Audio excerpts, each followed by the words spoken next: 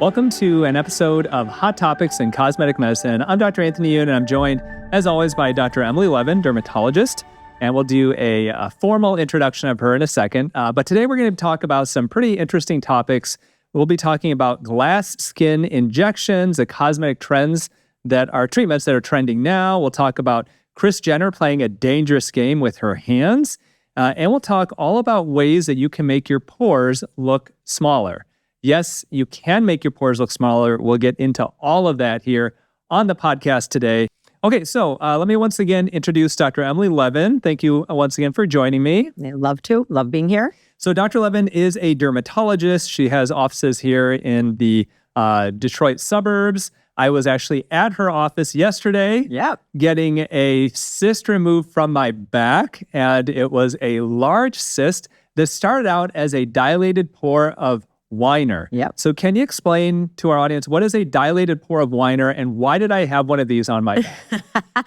A dilated pore of Weiner is awesome because it is like a large open blackhead. And I feel like most people see those and just want to squeeze them, which you alluded to comically that your wife needed to do that more often to empty it, because basically what happens is a pore over time just dilates. The wall gets weaker. The collagen in the wall of the pore gets weaker over time. It fills up with keratin, which is extra skin cells, and just pushes open this dilated pore and collects with this black-looking material called keratin, extra skin.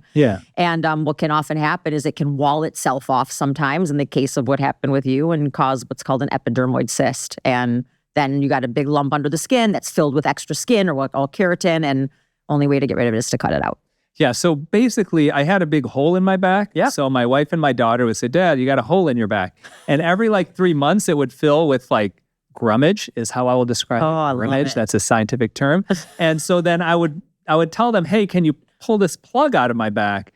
And so my daughter, who likes that type of stuff, would do that sometimes. My wife would do it sometimes. And then just like you said, at one point it kind of grew over and it's just started getting bigger and bigger underneath the surface to the point where it was pretty big. It was probably like a third of a golf ball size underneath the surface. And that's when I went and saw your associate, Dr. Brothers, and he did a very nice job. You can watch a video on social media. It was awesome. It's awesome. It's sore today. It is. You got to, I hardly felt anything yesterday, but it's a bit sore today. You're going to be so happy it's out, though. So why do people get these dilated pore of Weiners? It can absolutely just happen. It can just happen. Same thing with cysts. A little pore gets plugged up with some extra skin and it starts to dilate and fill up. Your body walls it off. It can literally just happen. It's nothing you did. It can just happen. So it's not like I didn't exfoliate my back enough or didn't wear enough sunscreen or anything. And just happened. Do people get these on all parts of their bodies? All parts of their bodies. Back is common, actually. I think because the oil glands are larger on the skin of the back, so they're very overproductive in making a lot of sebum or oil. So that's a common place to get them is on the back. But I've seen them everywhere. So what do you recommend if somebody has a dilated pore of Weiner on their back and their spouse is every 3 months pulling the plug out? Do they just keep doing that?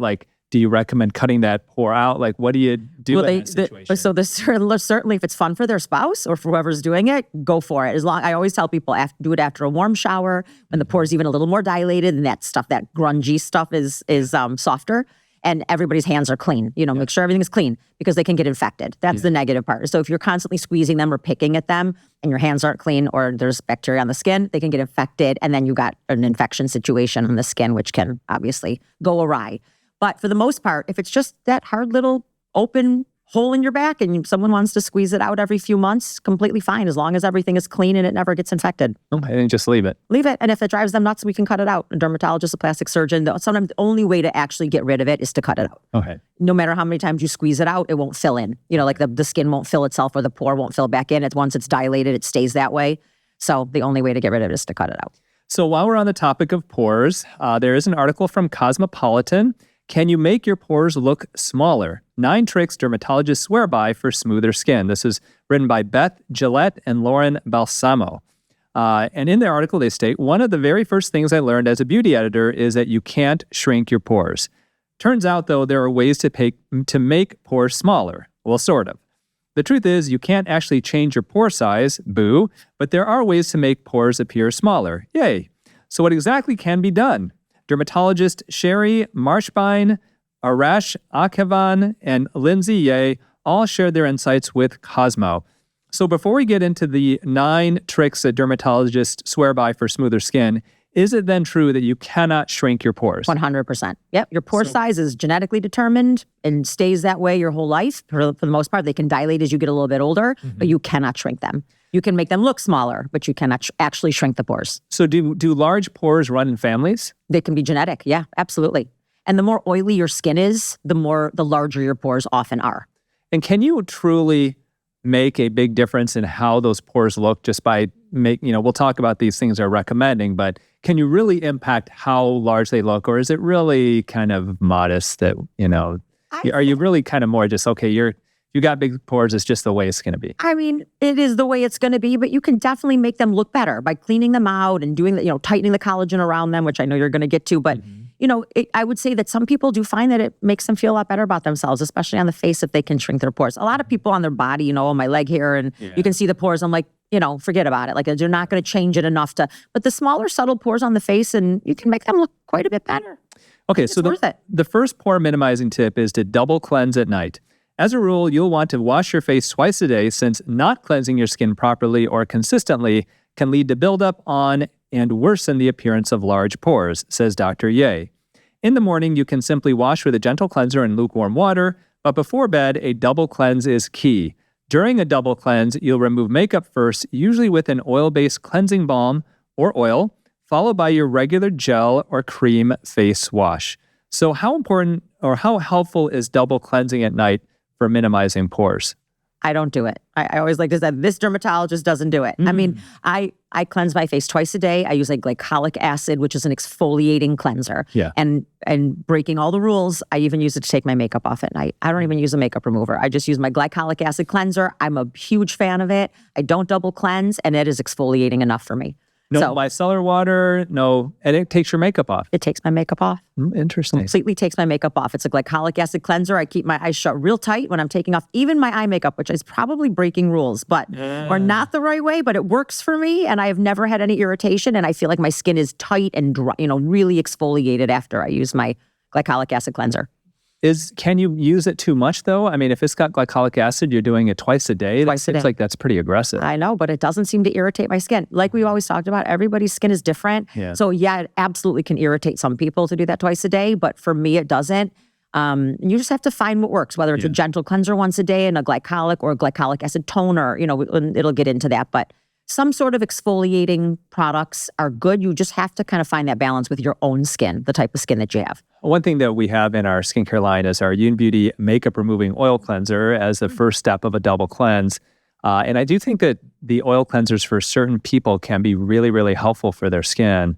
People who have really oily skin, people who break out a lot, interestingly enough, an oil-based cleanser seems to help them sometimes. Really? Oh, yeah. Try one. Yeah. And they find that, and I've used it myself. I don't use it regularly because I don't feel the need to double cleanse since I'm not wearing makeup or anything. But we do have a lot of people who say that it's a great first step to get rid of that makeup. And because it's oil-based, it helps to clean out the pores as well. Yeah. Kind of that whole like type of a thing. Yeah. Okay. I should try it. Yeah. You gotta find what works for you. I mean, everybody's skin is different, but for some reason, this cleanser takes off all my makeup, and I love that. Yeah. We've all set health goals: lose weight, exercise more, eat better, but without a plan, they often fade. And that's where Prolon comes in. Its 5-day fasting mimicking diet gives you a science-backed, structured approach to stay on track. Unlike quick fix cleanses and detoxes, it resets at the cellular level, delivering benefits that stick with you long after the 5 days. Prolon is a plant-based nutrition program featuring soups, snacks, and beverages designed to nourish the body while keeping it in a fasting state. This triggers cellular rejuvenation and renewal. Developed over decades with USC's Longevity Institute and backed by top U.S. medical centers, Prolon has been shown to support biological age reduction, metabolic health, skin appearance, fat loss with muscle protection, energy, and a healthier relationship with food. Now, I've completed the 5-day Prolon fasting mimicking diet 3 times so far, and each time losing several unwanted pounds and feeling amazing both during and after completing it. I firmly believe it's a great way to promote longevity, health, and cellular rejuvenation called autophagy. And I'd honestly do it again. Ready for your own reset? Well, for a limited time, Prolon is offering the Dr. Youn Show listeners 15% off site-wide, plus a $40 bonus gift when you subscribe to their 5-day program. Just visit prolonlife.com/Dr. Youn. That's PROLONLIFE.com/DRYOUN to claim your 15% discount and your bonus gift. Okay, pore minimizing tip number 2, and you've kind of talked a little bit about this, make exfoliating a regular thing. Exfoliating is a must if you want your pores to be clear and tight. Most dermatologists recommend skipping scrubs that tend to be too harsh and going for the chemical exfoliation route, so using acids like AHAs, BHAs, or PHAs. These acids help dissolve the glue that holds together pore-clogging dead cells on the surface of the skin. Now, there are a million different products you can use to chemically exfoliate your skin, including acid serums, masks, and at-home peels, but this writer personally loves using an exfoliating toner. So do you use an exfoliating toner, or you said your HA is in your actual cleanser? Is in my cleanser, and then I also use both a scrub once a week and then a topical chemical exfoliator cream that I put on that has glycolic acid in it as well. So I'm usually exfoliating twice a week. It's in my cleanser as well. Yeah, but once mechanically and then once chemically. Once mechanically and once chemically. Do you think that mechanical exfoliators have gotten a bad rap undeservedly? I think there are certain ones, like sometimes when you find the cheaper ones, the less expensive, I hate to say it, they're those larger beads. They can be really harsh on your skin, and they're also not good for the environment. I hate to say it. So the ones that are the higher end lines, or even you can make your own scrub at home with, salt or sugar, and there's all kinds of like online ways you can make your own. Things that dissolve, that are better for the environment and that are much more gentle on your skin. So I do think they get a bad rap. You just got to find a good one. They'll use a nice small bead one. There are some dermatologists, one specifically, who has essentially declared war on St. Ives. St. Ives is not a good one. The peach, it was the peach scrub. I mean, I don't know. It's the scrub, yeah. I think it's the acne peach scrub. It's the acne peach scrub. That's been around since I was a youth. Declared war on that one, okay, wow. To the point where it's he makes videos on it. He's a dermatologist. He goes by the name of, I think his profile is like double chin derm or something like that. Wow, he's really declared. But yeah. So we have our Youn Beauty Advanced Exfoliating Cream, which, just like you said, I mean, it's a physical scrub, mechanical scrub. I mean, I like it in general because when I've used it, and I don't use it regularly, but a lot of our purchasers, our customers use it all the time. But you use it once and you can feel your skin smoother and softer after. Totally. That's how the Zeo one is. We have the exfoliating polish and the same. That's exactly what, that's the product I actually designed this to kind of follow, that one, because it's so popular and I really liked it. And I think, well, geez, I want to have something like this in my line. So we created our advanced exfoliating cream, kind of based off of that. And I think that that's a big deal. I think that to have an at-home skincare product where your skin feels significantly different after using it than you did right before using it, that's a big deal. I agree. And especially if you're using retinoids, which we talk about as well, you get that little fine peel sometimes from using a retinol. The minute I use my scrub right after, it takes all of that away and it feels so smooth. So I like a physical. Okay, well, here's a dermatologist saying that you can physically scrub. That's okay. You can. Just be gentle with it. Yeah. And maybe not the St. Ives one. Okay, pore minimizing tip number 3, use non-comedogenic products. You can do all the things on this list, but if the products in your skincare routine are filled with potentially pore clogging ingredients or are considered to be comedogenic, chances are your pores will always look stretched out and more visible than you like. I think this is kind of a obvious one to use non-comedogenic products on your face, so we're going to skip over this one. Okay. And then pore minimizing tip number 4, add a retinol to your routine. When collagen weakens, so does the lining of your pores, which ends up making them look annoyingly large. To stimulate collagen production and strengthen the walls of the pores, Dr. Marchbean suggests using a retinol in your skincare routine. So is this something that you feel using a retinol can actually visibly improve pore size for people? Or I mean, we know retinols are the powerhouse, of topical skincare. And I think that they do a lot of things, but whether it's just smoothing the skin, the texture changes of the skin, the fine lines and wrinkles, I think they just overall make your skin look better. Whether it's actually shrinking the appearance of the pores, but I think it's part of it. It's just part of the benefit you get from a retinol. And they're the best things you can do for anti-aging. Pore minimizing tip number 5 is to book yourself a professional facial. Regular facials that focus on cleaning out your pores and eliminating congestion can go a long way in reducing the appearance of pores, says Dr. Ye. They give a couple of different options: the Hydrofacial, the Diamond Glow, which uses a microdermabrasion device, and Glow 2 facials, which use oxygen bubbles to exfoliate the skin. So you and I, we've known about the Hydrofacial. That's been around for a long time. Yep. And basically, I feel like it does a lot of, it's Hydrofacial, so it's like really hydrating the skin. The microdermabrasion is a way to basically, and there's different ways to do microdermabrasion. And traditionally, you're using sand crystals to exfoliate the skin. So it's a hand piece that basically pushes out sand crystals and sucks them up right afterwards. Yep. And then there's this Glow 2 facial that uses oxygen bubbles that I've not heard of. Oh, we have it. Oh, what is that? We have the Glow 2 facial. Yeah, it's fantastic. We used to have a Hydrofacial machine. Yeah. And we switched over to the Glow 2 facial and people love the Hydrofacial. Don't get me, nothing wrong with the Hydrofacial machine. But the Glow 2 facial, what's nice about it comes with 5 different customizable pods that you can do. And it basically forces oxygen into the pores and it bubbles and creates like a carbon dioxide, and it bubbles out all of the impurities in your pores and really cleans them out. And it's foamy when you there's multiple steps to it. There's like an ultrasound that gives you a little bit of tightening, a red light that you can do, and then it infuses things back into the pore. So it is amazing. And you can pick a different pot: anti-aging, anti-acne. There's a glow one. There's all kinds, like a wedding day one, and it's awesome. You can customize it. We love it. Our patients love it. So how often do they do this? Ideally once a month would be perfect, but as often as you can. And what's the cost of a treatment like? Glow 2 facial, I think it's around $150. Okay. Maybe $200, somewhere between $150 and $200, depending on the pod that you choose, and then you can do add-ons if you want. How long does it take to have it done? Half hour.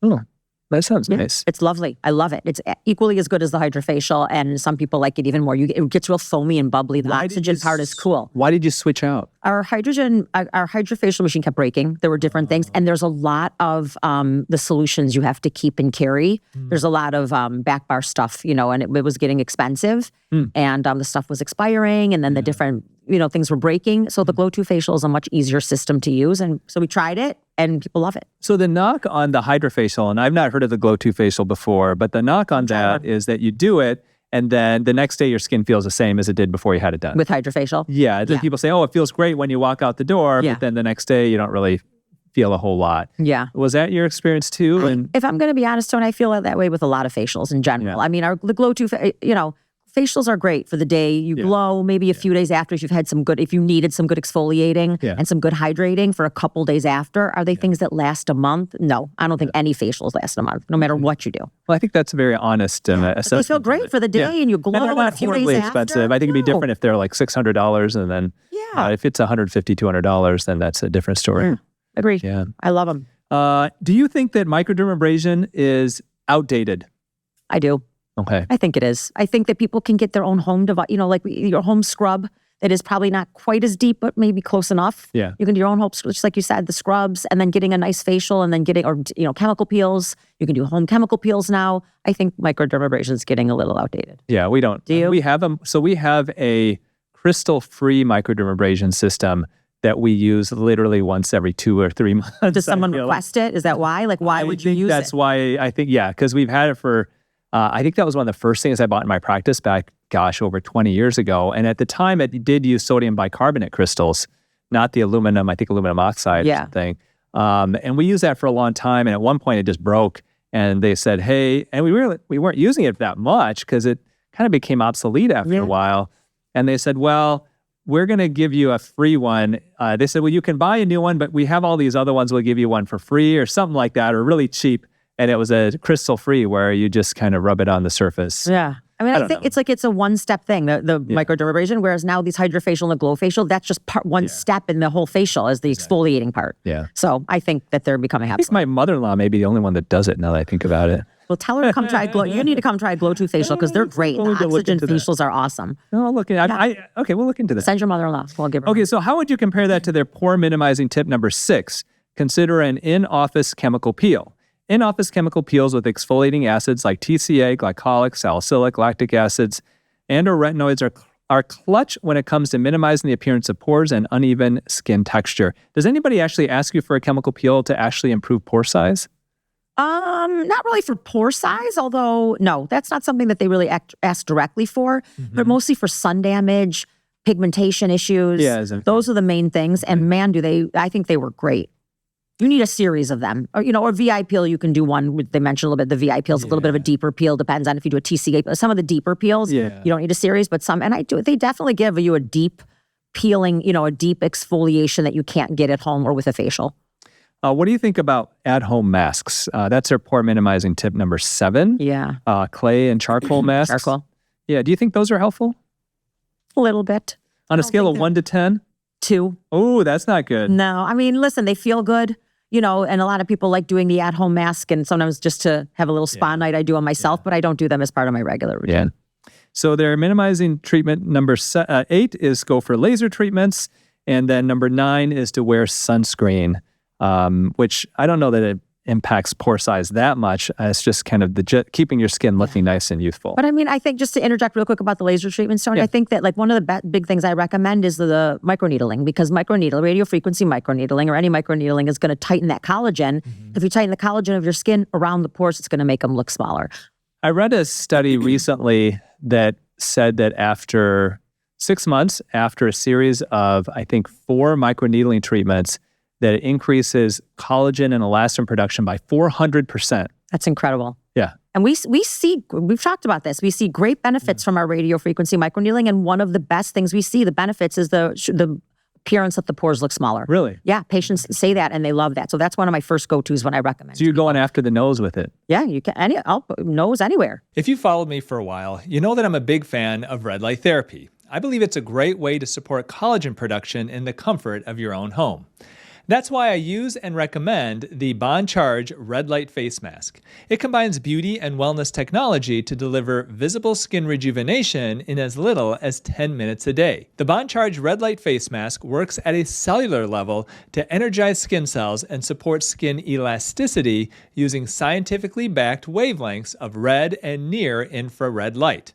With regular use, the mask will help to restore glow, calm the complexion, and soften the visible signs of aging. Plus, the mask is painless. It contours comfortably to your face, it's lightweight, flexible, and hands-free. You can easily wear it while doing other activities. I like to wear it while meditating. Also, Bond Charge products are all HSA, FSA eligible, giving you tax-free savings of up to 30%. I know you'll love the Bond Charge Red Light Face Mask as much as I do, so order yours today. For a limited time, my listeners get 15% off when you order from bondcharge.com and use my exclusive promo code Dr. Youn at checkout. That's BONCHARGE.com. You'll also get free shipping and a 12-month warranty. Go now to get this exclusive offer. The next article here is about Kris Jenner.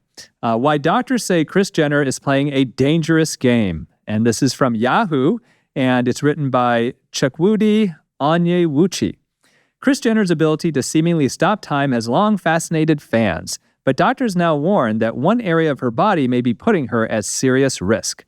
While the momager's recent facelift has drawn praise, renewed focus on her hands has sparked intense speculation and concern from medical experts.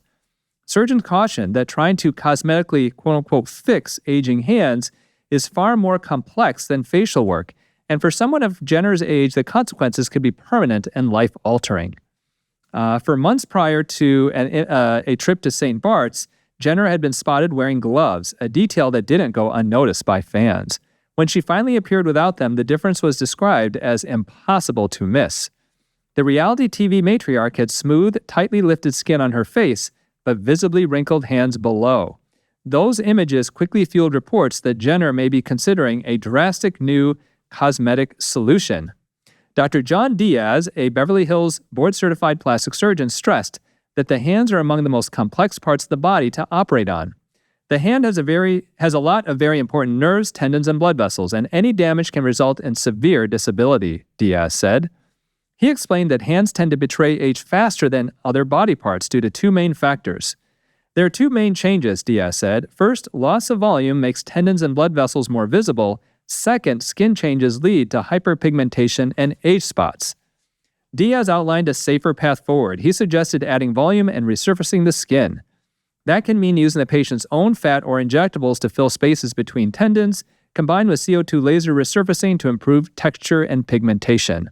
So the hands are really the area that gives it away when somebody has had, let's say, cosmetic treatments like a facelift, and you wonder how old is this person, then you can look at the person's hands and get an idea. And your hands look really good. Thank you. I do. Well, I'll get to that. I was going to say what I do for my hands. So what do you do for your hands? Every thing of skincare that I use on my face, I put on my hands. So I rub it on my face, and then I take a little bit of it, whether it's an extra pump, and I rub it on the backs of my hands and down my fingers. All of it. My retinol, my exfoliators, all of it. I do my growth factors, my peptides, antioxidants. I do it all on the back of my hands.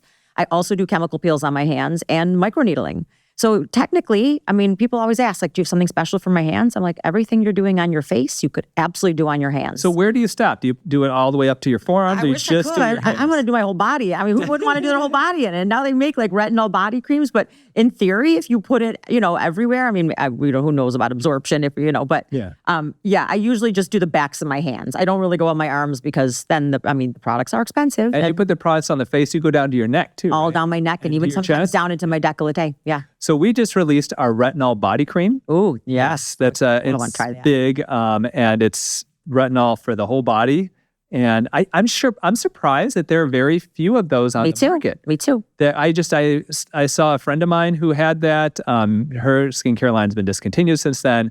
But I thought, well, geez, it makes a lot of sense. I mean, our number 2 selling skincare product for Youn Beauty is our retinol moisturizer, which I thought, well, we talk all about retinol. We've got retinol eye cream. Like, why not have it for the body? 100%. And so that's what we formulated as a retinol body cream. And it's like very luxurious. It's nice and thick, but it blends really well. And it just is kind of a no-brainer. Well, I would love to try it. They do make Skin Better, which we both carry as a Skin Better Sciences line. Oh, you don't carry Skin Better. We just started carrying Skin Better with our Zeo. They make a retinol body cream as well. I've been using that, and I like it. It has, unfortunately, I don't love the scent to it, but it has a little bit of a scent. And then over-the-counter, the Neutrogena makes a retinol body oil. So when sometimes patients ask me for over-the-counter recommendations, I tell them get this retinol body oil, or it's a retinol oil. Just maybe it's not body oil, but it's an oil. And I tell them mix it in with your body moisturizer, and it'll give you some benefit. But for the more expensive, higher-end products I use on my face, they go on the back of my hands. Yeah. And all my procedures I do on my face, the microneedling, the BBL, all of it on my hands. I just said BBL the other day on my hands, which is to get rid of the brown spots. Yeah. So we do a lot of IPL to the hands as well here. But what do you think about injections of filler into the hands? I think they're great. I think for the right candidate, they're great. And I do them quite a bit, actually. Yeah, Restylane Lift is the product that I use just because it has a good density to it. You obviously have to be very careful and cautious because of all the veins and the vessels and the nerves. But to really fill in some of that volume loss, it works great. My question to you is, do you do hand surgery? Like, do you do plastic surgery on the hands? Like, no. Like, how could you? Like, what do you There's no real surgery. No. So there is no real surgery. Right. You can do fat. That's probably the closest, injections of fat into the hands.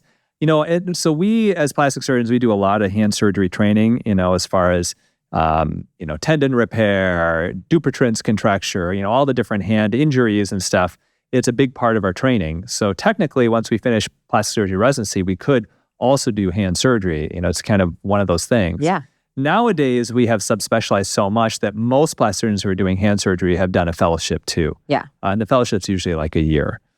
I never enjoyed it, but after learning a lot about hand surgery and doing so much of it, it gives you an appreciation for the anatomy of how the hands work. And how delicate. How it's such an amazing structure with how the tendons and all that just collide on top of each other and inside each other and all of that, that honestly, knowing that makes me nervous injecting stuff into those areas. Yeah. Because it is such a elegant mechanism of how your hands work that if somebody is trying to inject a bunch of filler or Sculptra or even fat, my worry is that you make a mistake, and now if a finger, if those tendons aren't gliding appropriately, that can be a huge deal for somebody. Could. I will say that, obviously, that's why we've discussed this, I've always used hyaluronic acid fillers because they're dissolvable. Yeah. So if you get into a situation, which I haven't yet, but if you get into a situation where there's some sort of anatomy or,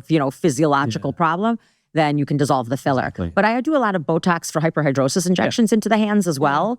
And that leads me to like, sometimes when I go, people want me to go up their fingers with the Botox, which Botox injections can reduce sweating. But you can get some loss of motor function. And so I caution people to be very careful about that. And the same thing with the backs of the hands, but I have not had a major issue with it, except, with injecting fillers into the back of the hands. I have not had any problems in the past with anybody having any motor dysfunction. That's why I don't do it, just because of my concern of like, you accidentally injected a little bit in the wrong spot.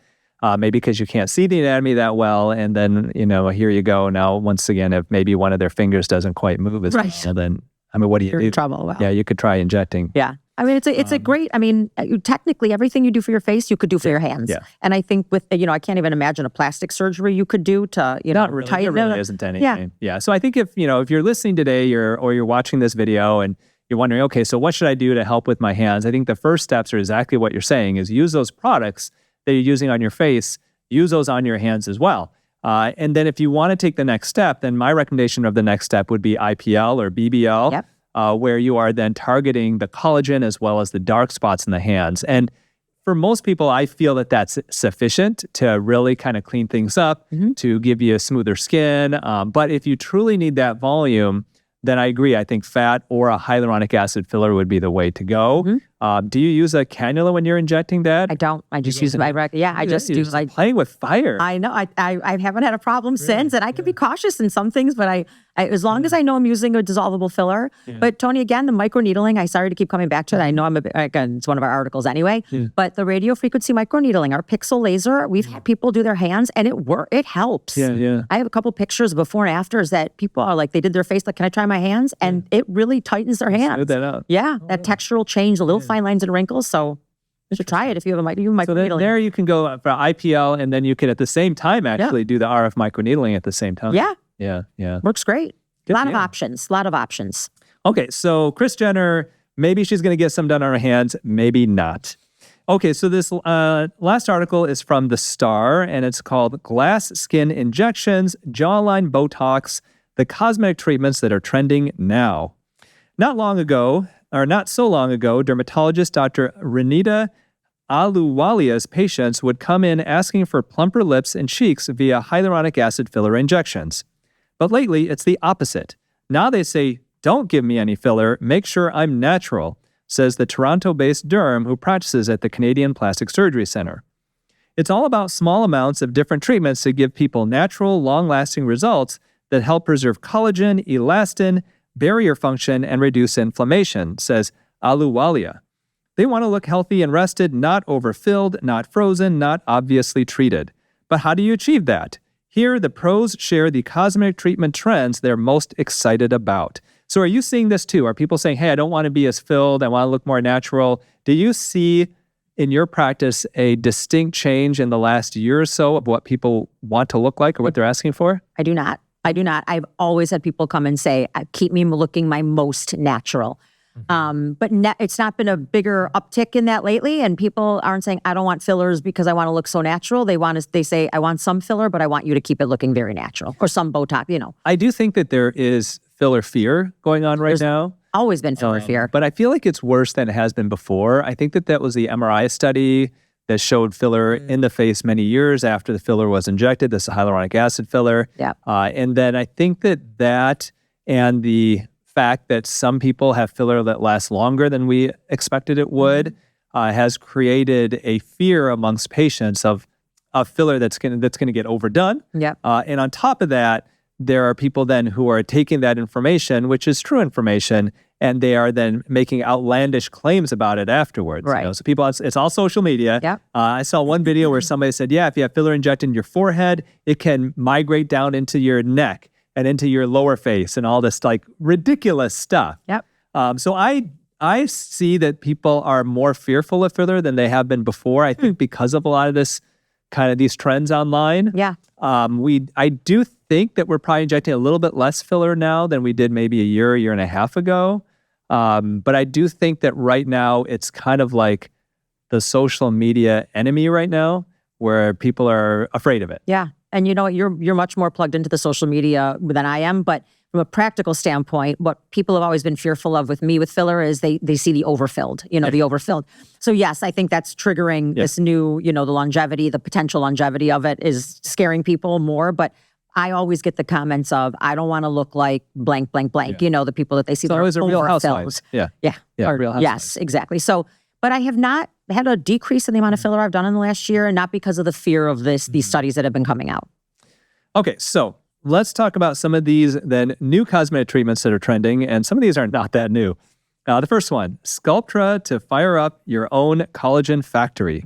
Part of the broader biostimulator trend, substances that rev up our skin's own processes, Sculptra is poly-L-lactic acid that, when injected, can trigger your cells to amp up collagen production. While Sculptra can be used in cheeks, nasolabial folds, and around the mouth, for those wanting a biostimulator under their eyes, one doctor leans on platelet-rich fibrin. It's similar to platelet-rich plasma in that first you do a blood draw from your arm, and then the blood is spun to isolate the nutrient-packed fluid that can then be injected under your eyes to help with dark circles and hollowness.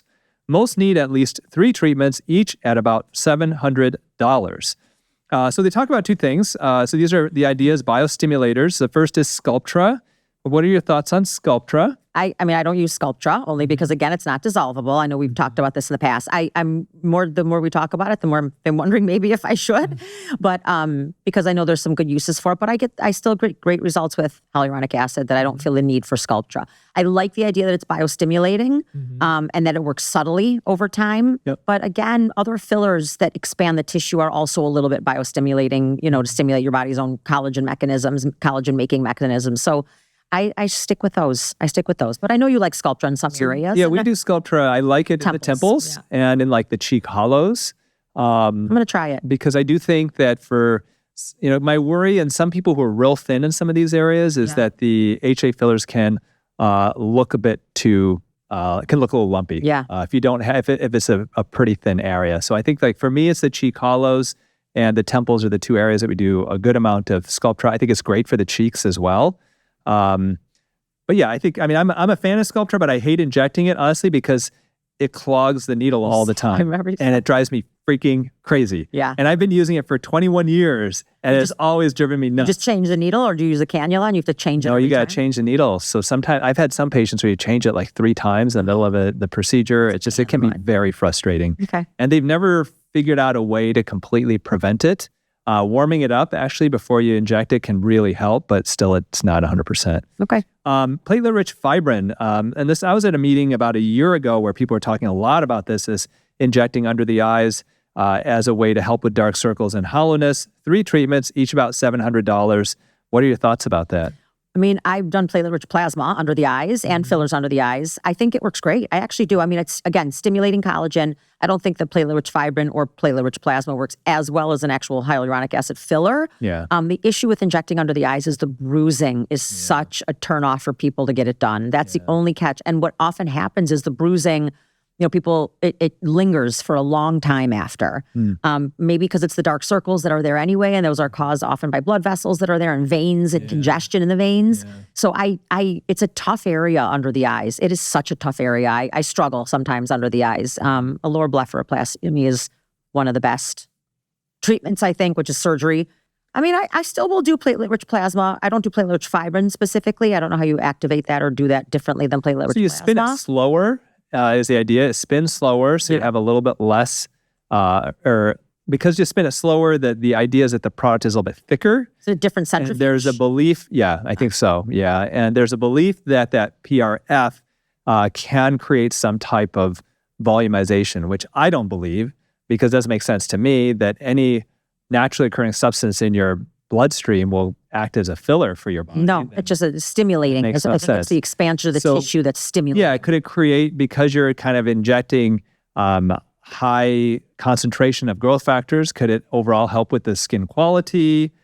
Potentially, but is it going to act as a filler, which some people claim? It makes no sense that it would. It doesn't. And so it doesn't make a lot of sense to me. And I think the problem too is that when people say, oh, it's going to act as a filler, we're going to fill in the under eyes, but you need 3 treatments. Well, just like you said, you get one treatment, you get a bunch of bruising, and you go, oh, actually, come back in a month, we'll do another one. And then another month, do another one. Then what's the point of that? Just get some HA filler. Get some filler. It's one time, you bruise for a few weeks, sometimes up to a month, and hopefully it goes away. And it works great. It lasts for a year, if not longer. My guess is that a year or two from now, people aren't going to be injecting PRF under the eyes. No. Like, yeah, we tried that, it didn't work. Yeah. Okay, next thing that they're talking about that's really hot is, and we've mentioned this on the podcast before, but topical salmon sperm, or PDRN. When it comes to injecting bodily fluids, there's a shocking one going viral. Salmon sperm, made famous by Kim Kardashian. The idea is that DNA extracted from this fish's sperm can boost the skin's own repair processes. It works really well with microneedling, says Ahluwalia. It's usually offered as an add-on surface for about $150 to $300. People's downtime is way less and improves texture, tone, pores, and fine lines. What have you heard about salmon sperm, or PDRN, and with dermatologists? Yeah, I mean, again, like any other new hot topical product, I haven't heard that it's really proven to do much. I think the proven things, the growth factors, the peptides, and maybe is that what's in the salmon sperm, like the growth factors and the peptides, basically. Yeah, it's a biostimulator. Yeah, it's a biostimulator. Yeah. I don't use that. Have you ever bought or used salmon sperm as an add-on for? No, I mean, you can actually get it now. Regeron has that available, and you can use it as an onlay after microneedling. So some people are doing that. They do have injectable Regeron technically, but it's not FDA approved, although there are people who are advertising it, which I think is illegal at this point. But it's huge in Korea, like it's still. And my guess is that sometime in this calendar year, it might get FDA approved. And if that's the case, I would think people are going to be injecting it. Injecting it like you would with the Skin Vive, like the little aliquots of we'll talk about Skin Vive next. Yeah. I think that's going to be something, hopefully that's down the line, that could be a big deal. People who've had it done in Korea that I've talked to, who have or have, let's say, posted videos about it, are in general pretty positive about what it can do. Really? Okay. Yeah. So. And I'm excited to try it, quite honestly. The next group are glass skin hyaluronic acid injections. While classic hyaluronic acid filler might not be as buzzy these days, it is in your office. I love it. I love it. I'm a big fan. The water-loving ingredient is still in hot demand, just in a different form: skin boosters. Unlike traditional fillers, skin boosters use a more liquidy form of hyaluronic acid that's injected shallowly and in little spurts around the cheeks, mouth, chin, and neck to refresh skin rather than build up facial volume. You might see the brand names Skin Vive Skin Boosters or Canadian-made Renew Plus, which is Dr. Ahluwalia's personal fave. Do you guys use Skin Vive? We tried it once a long time ago, and I actually had some nice results with it. Yeah. For some reason, I never ended up purchasing it. I don't know why, but I'm actually in the process of maybe trying it again and repurchasing it, because it does work a little bit better than topical hyaluronic acid. Yeah. What I was just saying, you can inject it into small little aliquots right under the skin, little globules under the skin, and it disperses and gives you a little bit more of a glow. Yeah. And it looks really nice. We also have used it in lips, actually. I think it's off-label to use in lips, but it's a really subtle lip filler for people that just want that hydration look. So they don't really want to look filled. I put it in my own lips before, and I love it. I think it's a great hydrating look, whether you inject it under the skin, in the lips. I think it's a really nice product. So I'm probably going to be ordering some soon. Yeah, we use quite a bit of Skin Vive in my practice. Yeah. And just like you said, I mean, so it's recommended that you essentially you make a grid on the person's face, and then you inject it in a superficial depth in those grid areas. And when you inject it, it creates a little wheel or a little puffy area in every single place that you inject. So as an injector, it's a little scary because normally if that's an HA filler and you do that, you're like, oh crap, I just created a lump in this person's face. But it goes away. It does. And people have been so far very happy with it. Yep. And so the idea that the way you want to think about it, it's injecting a tiny amount of hyaluronic acid very superficially. And keep in mind, hyaluronic acid is a moisturizer of the skin, that it basically plumps the skin. And I think that's probably the best way to describe it. Hydration. Yeah. It's great. Well, how long? I'm trying to think how long. Probably lasts about 6 months I was just going to say about 6 months. Yeah. So I haven't, even in the lips too. It's not one of the longer lasting fillers, but it really gives a nice, it's a little less expensive than some of the other fillers too. So it's actually, I think I like the use of Skin Vive. I really like it. Yeah. I think ideally, if you could try to use it in a way where you're not using an actual needle and poking the skin over and over again, if there was some way to have, and we do this with our Mirror Dry, where we've got this device where it's like 7 or 8 needles in one, and then you just poke all the whole areas at one time. Yeah, if there's a way to do that with the tiniest needles very superficially, instead of having to take a regular syringe and needle and do that, that would be, I think, a more elegant way of doing it. Maybe a little less painful way too. Like if there was a hyaluronic acid product you could put on topically prior to microneedling, maybe, like a microneedling, and almost like microneedles it in. Of a thing. Yeah, it seems like that would be a nice way to do it. Yeah. Okay, and then they have no needles, no knives tightening. South Korea is decidedly ahead of the curve when it comes to cosmetic treatments. When this doctor was there last year, she noticed high-intensity focused ultrasound everywhere. It's promised to heat up the SMAS layer beneath the skin. This is the superficial muscular aponeurotic system, the same tissue that's addressed in a facelift, so that collagen contracts and regenerates for a tightening effect. She landed on ProLift. Soft wave and Ultherapy are other popular ones in Canada. So we've talked about Ultherapy in the past.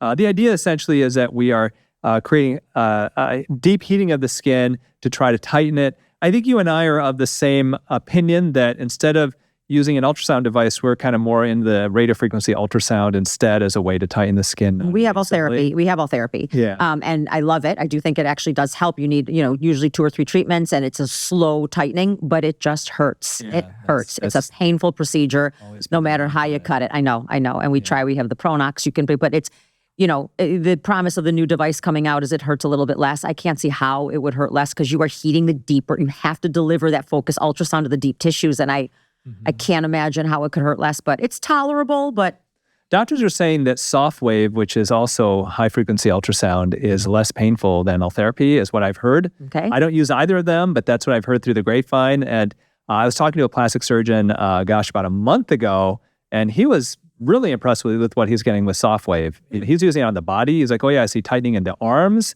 and other larger body parts, which I thought was hard to believe. But as a plastic surgeon saying this, and he wasn't saying this, let's say, because he was getting paid. We were just having dinner one night. Yeah. I was like, oh, wow, that's pretty impressive. But because I feel like the one thing we've never been able to get is body skin tightening to where patients would be happy with it. Correct. There are devices out there that claim to tighten body skin, but people are never happy with it because the results are never all that impressive. It's very subtle, if any, we get from either Ultherapy or from the radio frequency microphone, but very subtle. Exactly. And for someone that has a lot of skin laxity. I don't know. He was saying the soft wave for the arms and stuff, and the abdomen was really, So I don't know if maybe he's exaggerating or maybe it's true. He seems like a straight up secretly work for soft wave, maybe. Lower face Botox. The Nefertiti lift has made a comeback, says Aluwalia. It's a technique where neurotoxin is injected in the platysma, the muscles that run vertically along the sides of your neck and can pull jaw skin down. Relaxing these muscles creates a lifting effect for what this doctor calls a snatched ass jaw. A snatched ass jaw. I want one. This can also be combined with multiple injection points in the chin to relax the muscle for those who get a dimply peach pit-like texture with movement. That's a golf ball chin. It gives you a really elegant, really refined jawline, says this Dr. Lemaire. So do you think that this Nefertiti lift can really give you a snatched ass jaw? I don't know about a snatched ass jaw. I do inject into the platysmal bands all the time and that orange peel looking skin on the chin all the time. Mm-hmm. I do think it helps, with the bands, the platysmal, the vertical bands that people can get in their neck from the platysmal muscle pulling, and you can get those bands. Does it give, I wouldn't inject it just to pop up the jawline, just for that reason, unless it is noticeable that someone's neck muscles are really strong and pulling down. That's like a secondary benefit from it.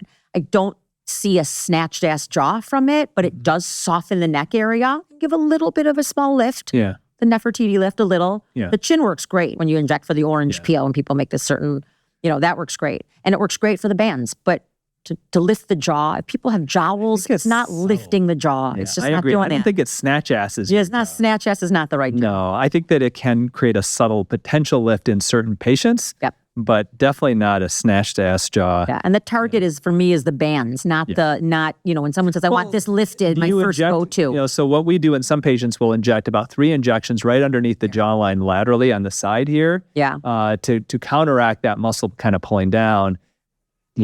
Minor change. Agree. There, fully agree. Minor change. Yeah, that's minor my change. feeling too. Yep. I think it's a little bit overstated with this. Me too. And why is it called the Nefertiti lift? Where did that term come from? Just because if you ever see Nefertiti, so I'm not big on that type of history, But our aesthetic society used to have Nefertiti on the actual logo of our aesthetic society. And it's, I think, because she has a snatched ass jaw. That was going to be my guess. She got a snatched ass jaw. And if you ever look at Nefertiti, she's got this snatched ass jaw. And I think that's why they call it that. Okay. Somebody came up with the name and it's stuck. And I love it. yeah, All right. there you go. Well, where can people learn a little bit more about Dr. Emily Levin and your associates, the brothers, Dr. Brothers? Yeah. So I'm in private practice in the suburbs of Detroit, Michigan. It's called Northwest Dermatology Group. Our website is nw-derm.com. Instagram and Facebook is Northwest Derm _ Covet Med Spa. And that's on Instagram and on Facebook. You can find us in any of those places. I have a partner, Dr. Ross Brothers, and an associate, his brother, Dr. Ryan Brothers. We have a physician assistant as well, and just a fun, great practice. Yeah, and Ross was the one who cut open my back yesterday. So he's the one I'm blaming for my discomfort today. Good. I'm glad it wasn't me. He did a great job. He's a great doctor and a great person. Dilated pore of Weiner cyst that now has done. It's gone. It's gone. 5 pounds lighter now. Well, thank you so much, everybody, for watching and listening this week's podcast. As always, if you've enjoyed this podcast, if you could leave a rating or review on iTunes or Spotify or wherever you get your podcasts, every week we'll give a quick shout out to somebody who does. And I'll leave you with this. Adopt, don't shop, save a life today. I'm actually off to the pound because there's a little girl who's going to get euthanized today that we're going to hopefully save. Oh, good for you. But she's got some issues, so we'll see how it goes. Good person. I'll let y'all know next time. All right. Thanks, everybody. Thank you for See ya.